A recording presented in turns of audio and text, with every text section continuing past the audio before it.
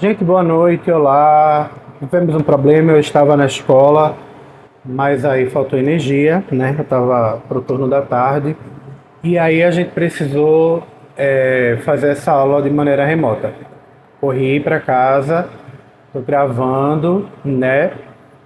Para a gente não ficar sem o conteúdo da nossa aula de inglês, tendo em vista que a gente organizou de um jeito para que a gente tivesse sempre essas aulas na segunda, né? Para a gente não ficar esperando até a próxima segunda. Então, só relembrando, a gente está montando uma lista de vocabulários, né, para a gente praticar. E esse vocabulário ele é aplicado na sala de aula, né? São com coisas relacionadas à sala de aula. E esse vocabulário, nessa lista de vocabulário que vocês estão preparando, né, estão acumulando essas palavras, a gente está trabalhando com algumas classes de palavras que são os substantivos, as palavras que dão nome às coisas, né? Os adjetivos, as palavras que classificam esses substantivos. A gente até agora só trabalhou com um verbo, certo? Que foi o verbo ser e o verbo estar. E a gente também trabalhou com pronomes interrogativos, né? Como é que a gente faz quando... que são palavras que a gente usa para fazer perguntas. Mas hoje eu vou focar, né, para simplificar, na nossa prática de escrita e de pronúncia de nomes e adjetivos. Nomes, substantivos e adjetivos, palavras que qualificam, né, caracterizam o substantivo. Beleza, gente? Então, só para relembrar para vocês, alguns dos substantivos, né, que a gente abordou, que são substantivos relacionados à sala de aula, foram book, pencil, pen, notebook, table, desk. Vocês têm uma lista aí com diversas palavras, né? Book, livro, notebook, caderno, desk, que é escrivaninha, né? Esse móvelzinho. Chair, que é cadeira. Então a gente foi pegando algumas palavras e criando essa lista, né? Esse vocabulário. Só que aí a gente também aprendeu a dar características a essas palavras, né? Porque no português a gente fala, a gente diz, olha, a cadeira branca, a mesa branca, a cadeira pequena, a sala de aula, o livro, o caderno, a capa do caderno, caderno preto, livro preto. Então, a gente também fez uma lista com alguns adjetivos. E os adjetivos que a gente trabalhou foram os adjetivos relacionados à cor, né? E adjetivos relacionados a tamanho, né? Para deixar um pouco mais fácil. Eu lembro que a gente também fez uma lista de animais. E a gente fez e a gente montou algumas frases, certo? Então, eu quero relembrar com vocês algumas palavras, né, em português e em inglês, e aí eu peço que vocês fiquem atentos à pronúncia, certo? E no final, eu vou falar algumas frases, e aí eu quero ver se vocês conseguem traduzir. Beleza, gente? Olha só, eu vou falar a palavra em português, a sua tradução em inglês e vou dizer como ela se escreve, tá? Que é mais ou menos como a gente faz na sala de aula, ok?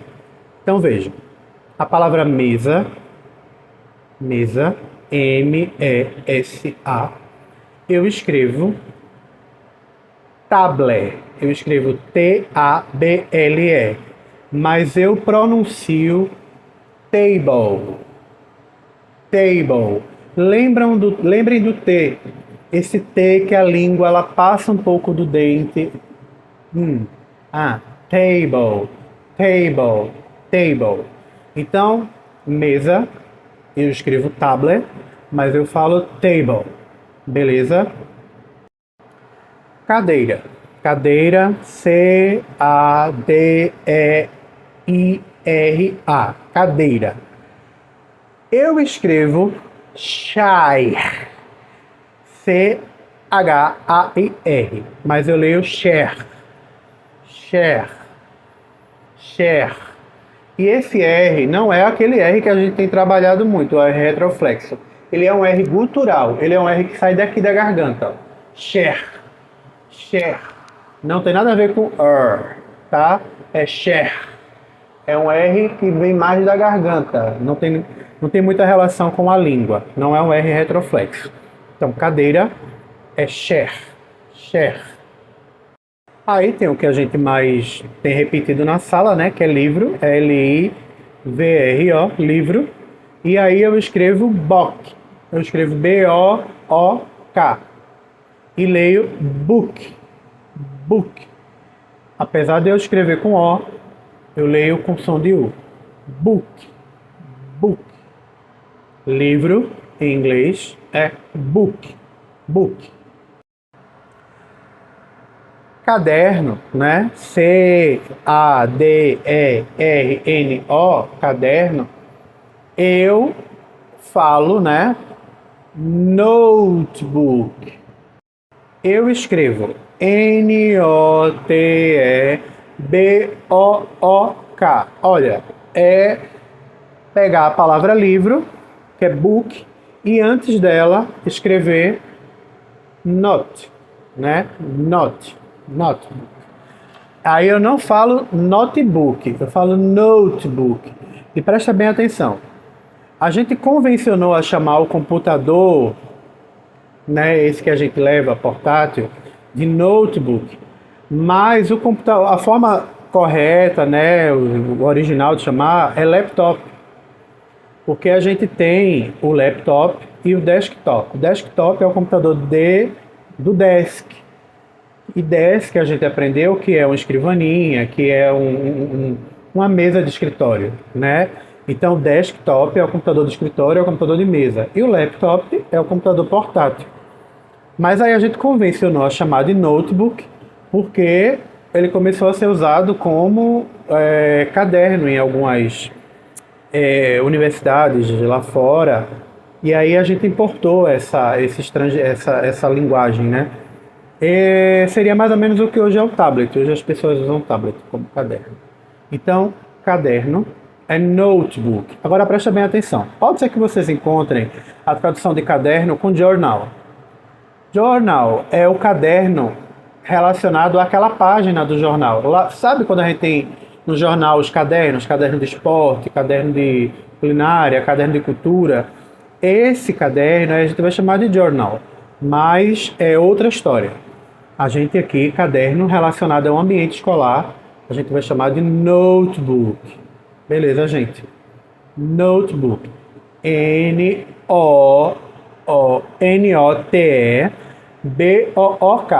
Notebook. Um clássico, né? Lápis. L-A-P-I-S. A gente escreve, né? P-E-N-C-I-L, mas a gente escreve péncil, a gente lê pencil. Parece que tem um A aí, pencil, tá? Parece que tem um A que a gente vai pronunciar aí, é meio carioca. Pencil, beleza? Lápis, em inglês, pencil. Tem lápis, tem caneta. Caneta, né? C-A-N-E-T-A, caneta. Em inglês é P-E-N, pen. Mas a gente lê pen. A gente não vai falar pen. Pen, tá? Lembrem disso. Caneta, pen. E aí, sala de aula. Sala de aula é interessante porque no inglês eles usam muito a divisão de ambientes, eles usam room para falar de ambientes. Então, eles vão chamar a sala de aula de classroom. Então, o room é sala e class é classe. é como se eles dissessem, a tradução literal seria sala de classe, tá? Mas class também se traduz como aula. Então, classroom. Como é que eu escrevo classroom? C-L-A-S-S-R-O-O-M. E aí, gente? Aluno. A-L-U-N-O, né? Vocês. A gente traduz para student. S-T-U-D-E-N-T. Mas, apesar de eu escrever o S ser mudo, eu pronuncio ele com um resquício de E. Student. Ó, eu não falo student. É um resquício de E. Student. Student. E o T também é mudo. Mas aí, ó, sempre que eu faço a transcrição para vocês, né? A transcrição que eu boto entre barras, eu coloco um I pequenininho para vocês lembrarem de pronunciar esse T. Não com tanta ênfase, mas falar student. Student. Beleza? A gente viu também professor, mas aí eu disse a vocês, olha, eu sou teacher, né? Teacher. Eu escrevo T-E-A-C-H-E-R. Teacher. Eu escrevo teacher. Teacher, na verdade. Mas eu falo teacher. E aí eu expliquei para vocês que vocês podem ouvir também professor. Mas aí professor é geralmente ligado a professor de universidade, né? Professores de ensino superior. Professor de ensino fundamental é teacher, certo? Então, nesse contexto, no nosso contexto, é teacher. E aí essas palavras que eu falei até agora, elas são substantivos, né? Elas dão nome a coisas, né? Dá nome ao lugar onde eu sento, que é a cadeira, a mesa, onde eu escrevo, o livro, certo? Eu falei algumas palavras que dão nome, nomeiam coisas. Agora eu quero caracterizar essas coisas. Para isso eu vou usar os adjetivos. E os adjetivos que a gente trabalhou são adjetivos relacionados a tamanho e a cor. Então a gente só vai falar agora palavras relacionadas a tamanho e a cor. Beleza? A primeira cor será preto.